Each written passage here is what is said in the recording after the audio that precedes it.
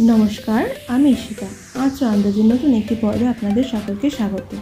आजकेर मेनू chilli chicken. एर जोन्नो आमादेर लागबे किউব करे केटे नेওয়া पेঁয়াজ,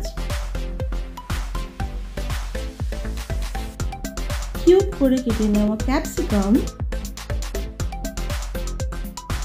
কিছুটা পরিমাণ রসুন কুচি ও কিছুটা পরিমাণ কাঁচা লঙ্কা কুচি।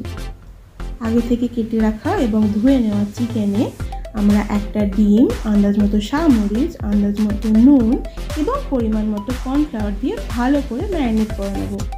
কড়াইতে তেল গরম করে আগে থেকে ম্যারিনেট করে রাখা চিকেনগুলো পকোড়ার আকারে ভালোভাবে ভেজে নেব। পকোড়া ভাজা হয়ে গেলে কড়াইতে আবার একটু তেল অ্যাড করে এতে আমরা সাদা তিল, পরিমাণ মতো সোয়া সস এবং পরিমাণ মতো টমেটো সস দিয়ে সসটা ভালোভাবে কুক করে নেব।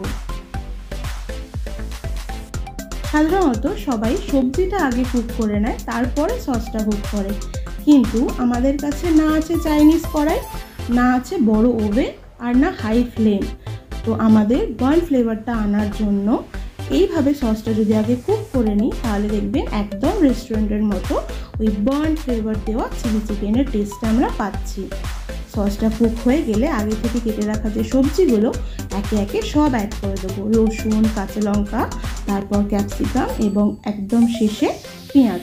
ক্যাপসিকামটা থেকে পেঁয়াজটা কুক হতে যেহেতু কম সময় লাগে তাই আগে ক্যাপসিকামটা দেব, তারপরে আমরা পেঁয়াজটা দিয়ে কুক করে নেব। সবজিটা এমনভাবে কুক করবে যাতে সবজির ক্রাঞ্চিনেসটা যাতে বজায় থাকে।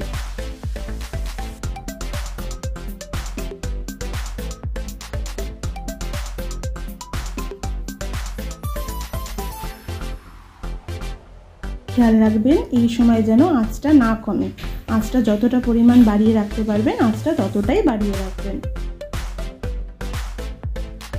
সস কুক হয়ে গেলে আগে থেকে ভেজে রাখা চিকেনের পকোড়াগুলো এতে দিয়ে হাই ফ্লেমে ভালো করে কুক করে নেব।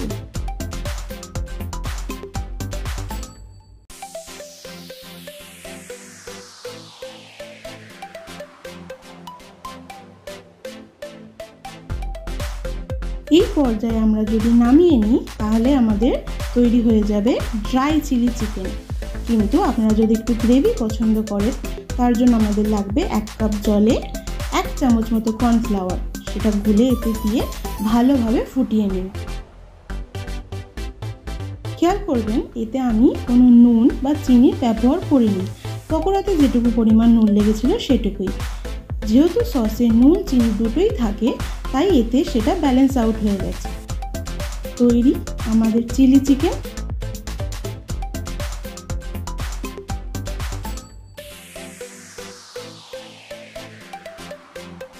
রবিবারের দুপুরবেলা মিক্সড ফ্রাইড রাইস আর চিলি চিকেন। আসুন একসাথে বানাই এবং একসাথে এনজয় করি। আজ তাহলে আসি, আজকের মতো এইটুকুই। আবার দেখা হবে পরের কোনো এপিসোডে।